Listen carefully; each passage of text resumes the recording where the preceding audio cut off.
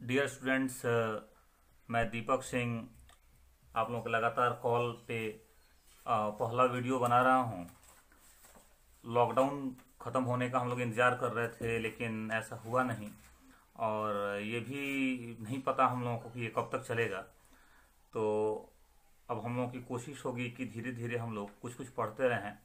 Daily एक छोटा सा वीडियो, एक टॉपिक हम आप लोगों के सामने रखेंगे और उसके सहारे आप पढ़ाई अपना कंटिन्यू करिएगा। फिर जब क्लास ओपन हो जाएगा तो हम लोग इसको एक बार से दोबारा बोर्ड पे जैसे पढ़ाई करते हैं डिटेल में वैसे करेंगे। तो अभी तो हम लोग कोरोना जो वैश्विक महामारी है उससे उससे बचने के लिए सारा उपाय कर रहे हैं। आप लोगों को एक चैप्टर पढ़ाया था, कुछ लोगों का पढ़ा हुआ है और कुछ लोग नहीं भी पढ़े होंगे। ह्यूमन हेल्थ एंड डिजीज, ये हम लोग के 12th का सिलेबस में लगा हुआ है चैप्टर।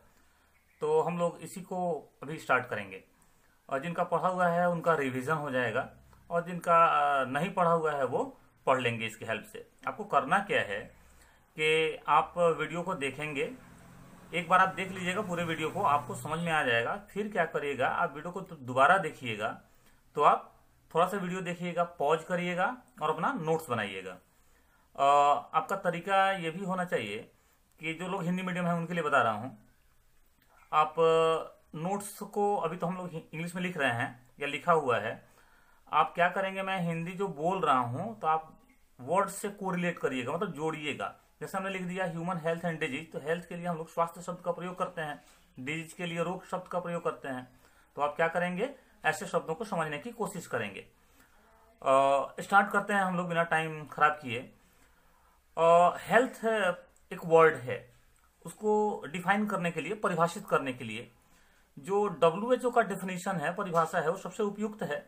और WHO के अनुसार हेल्थ है क्या चीज, तो यह एक स्टेट है। स्टेट का मतलब एक अवस्था है जिसमें फिजिकल मतलब शारीरिक, मेंटल मानसिक और सामाजिक स्वास्थ्य जो है वो अच्छा होना चाहिए। मतलब हम लोग ये बोलें सिर्फ कि शरीर में हमारे कोई रोग नहीं है, कोई डिजीज नहीं है, इसका मतलब नहीं हुआ कि हम लोग स्वस्थ हैं, हम लोग हेल्दी हैं।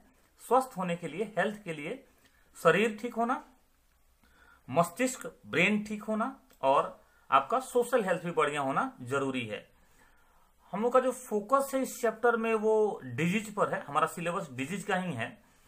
तो बोलता है कि अगर हेल्थ में किसी भी तरह की कोई कमी आती है, कोई त्रुटि आती है, कोई ऐसी अवस्था आती है जिसमें कि हेल्थ प्रॉब्लम क्रिएट होता है या कोई डिस्कम्फर्ट क्रिएट होता है बॉडी में, या उसके कारण व्यक्ति की मृत्यु हो जाती है, तो हम लोग बोलेंगे कि यह डिजीज की अवस्था है।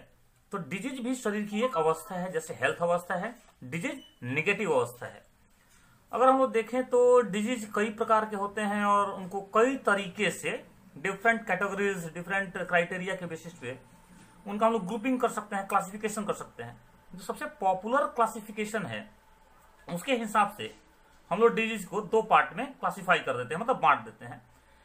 एक को बोलेंगे आप कॉन्जेनाइटल डिजीजेस, ऐसे डिजीजेज, ऐसे रोग जो बर्थ से मतलब जन्म से ही प्रेजेंट होते हैं बॉडी के अंदर, उनको हम लोग कॉन्जेनाइटल डिजीज बोलेंगे, जन्मजात रोग बोल सकते हैं आप इसको। इसके एक पॉपुलर एग्जांपल्स हैं जेनेटिक डिसऑर्डर्स, अनुवांशिक रोग जिसको हम लोग बोलते हैं। जीन में, क्रोमोसोम में किसी भी तरह के कोई एरर के चलते, किसी त्रुटि के चलते अगर रोग होता है उसको हम लोग जेनेटिक डिसऑर्डर बोलेंगे। दूसरा जो हमारा सिलेबस इस चैप्टर का है वो है एक्वायर्ड डिजीजेस। एक्वायर्ड डिजीज का मतलब क्या हुआ, जो डिजीज या रोग जन्म के बाद जीवन की किसी भी अवस्था में शरीर में प्रवेश करता है उसको एक्वायर्ड डिजीज बोलते हैं। एक्वायर्ड डिजीज को भी क्या किया गया है, देखो ध्यान से अगर, तो यहां पर 2 ग्रुप्स में, 2 भागों में, 2 समूहों में क्लासिफाई कर दिया गया है। अगर देखो तो एक बड़ा ग्रुप जो है डिजीज का, एक्वायर्ड डिजीज का, उसको हम लोग इन्फेक्शियस या कम्युनिकेबल बोलेंगे और दूसरा नॉन इन्फेक्शियस या नॉन कम्युनिकेबल। एक बार फिर से वापस लौटते हैं सिलेबस पर, तो देखा जाएगा कि हमारा जो सिलेबस है वो इन्फेक्शियस डिजीज का सिलेबस है। तो हम लोग का सारा फोकस कहां रहेगा अभी, इन्फेक्शियस डिजीज पर, संक्रामक रोग पर। हिंदी में बोलते हैं इसको हम लोग संक्रामक रोग, हम लोग यहां पे लिख भी देते हैं संक्रामक।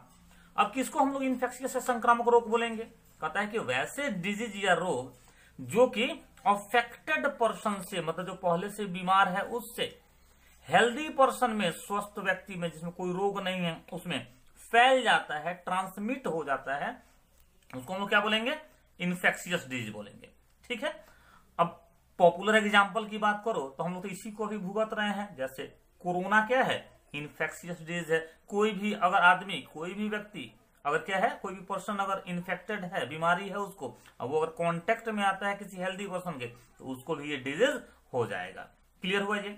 कहता है कि जो भी इन्फेक्शियस डिजीज हैं, जो भी संक्रामक रोग हैं, वो कैसे फैलते हैं? तो बोलता है कि कॉज्ड बाय इन्फेक्शियस एजेंट्स। कुछ ऐसे एजेंट हैं जो इन्फेक्शन या संक्रमण कॉज करते हैं, उनके कारण ये फैलते हैं। और ऐसे सारे इन्फेक्शियस एजेंट्स को हम लोग कहेंगे क्या? हम लोग इनके लिए वर्ड यूज करने वाले हैं पैथोजेंस। मतलब पैथोजन क्या है? तो पैथोजन ऐसे एजेंट हैं जो डिजीज कॉज करते हैं। अब पैथोजन के द्वारा जो डिजीज कॉज होता है वह इन्फेक्टेड पर्सन से हेल्दी पर्सन में ट्रांसमिट हो जाता है। चलिए आगे बढ़ते हैं और देखते हैं क्या कि ट्रांसमिशन जो पैथोजन का है, ट्रांसमिशन मतलब होता है संचरण, फैलाव, एक से दूसरे में पहुंच जाना। ये कैसे होता है? कहता है कि कई तरीके हैं पैथोजन के ट्रांसमिशन के। फूड के द्वारा ट्रांसमिशन हो सकता है। अगर मान लो हम लोग कोई फूड लेते हैं उसमें पैथोजन प्रेजेंट हैं, तो हमको उससे उस फूड को कंज्यूम करने से इन्फेक्शन हो सकता है। कोई एग्जांपल, जैसे पॉपुलर एग्जांपल में एक एग्जांपल टाइफाइड हो जाएगा, एक एग्जांपल कोलेरा हो जाएगा, नहीं डायरिया हो जाएगा। कॉन्टामिनेटेड फूड के चलते अगर हम लोग लेते हैं, अगर हम लोग कॉन्टामिनेटेड फूड को लेते हैं तो उससे डिजीज हो जाएगा। तो फूड के द्वारा भी पैथोजन का ट्रांसमिशन होता है। सेकंड है एयर के द्वारा। एयर के द्वारा, अभी तो हम लोग कोरोना की बात कर रहे हैं, नहीं, एयर में अगर कोरोना के वायरस हैं और हम लोग वैसे एयर को इनहेल करते हैं, तो डिजीज कॉजिंग जो एजेंट हैं, जो पैथोजन हैं, जो वायरस हैं, वो हमारे बॉडी के अंदर इंटर कर जाएंगे और इन्फेक्शन हो जाएगा। वाटर के द्वारा भी तो होता है। वाटर में भी कई सारे पैथोजन प्रेजेंट होते हैं। तो अगर ऐसे कॉन्टामिनेटेड वाटर को, दूषित वाटर, दूषित जल को अगर हम लोग लेते हैं, कंज्यूम करते हैं, तो भी पैथोजन हमारे बॉडी के अंदर में प्रवेश कर जाएंगे। कई सारे ऐसे पैथोजन हैं, ऐसे रोगाणु हैं। पैथोजन को हम लोग हिंदी में रोगाणु लिख सकते हैं। कई सारे ऐसे पैथोजन हैं जो सॉइल में प्रेजेंट होते हैं। कई तरह के बैक्टीरिया हैं, कई तरह के फंजाई हैं जो सॉइल में प्रेजेंट होते हैं।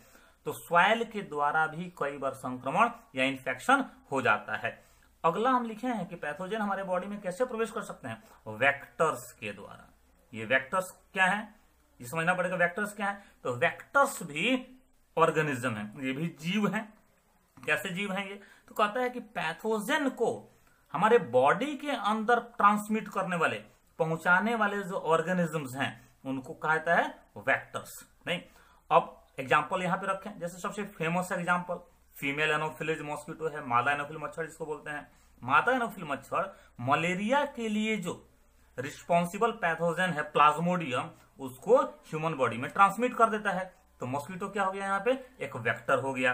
नहीं, और एक लास्ट में लिखा है क्लोज कॉन्टेक्ट। कहता है कि अगर किसी एक व्यक्ति को इन्फेक्शन है और उसके बॉडी से कॉन्टेक्ट बनाने से अगर वो पैथोजन ट्रांसमिट हो जाता है हेल्दी पर्सन के बॉडी में, तो भी क्या बोलेंगे? तो बोलेंगे क्लोज कॉन्टेक्ट के थ्रू हो रहा है, या इसको बोलेंगे फिजिकल कॉन्टेक्ट के थ्रू हो रहा है। तो ये तो हम लोग को पता चला कि ट्रांसमिशन पैथोजन का मतलब रोगाणुओं का कैसे होता है। नेक्स्ट आते हैं। अब ये जो पैथोजेंस हैं ये कितने टाइप के होते हैं, कितने प्रकार के होते हैं? तो पैथोजेंस के स्ट्रक्चर, उनके कैरेक्टर के बेसिस पर अगर हम देखें तो पैथोजेंस भी कई टाइप के होते हैं। वायरसेस हैं, बैक्टीरिया हैं, प्रोटोजोआ हैं, हेलमिंथ हैं और फंजाई हैं। ये कई टाइप के पैथोजन हैं।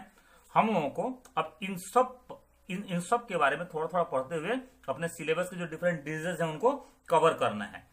हम लोग स्टार्ट करेंगे वायरस से।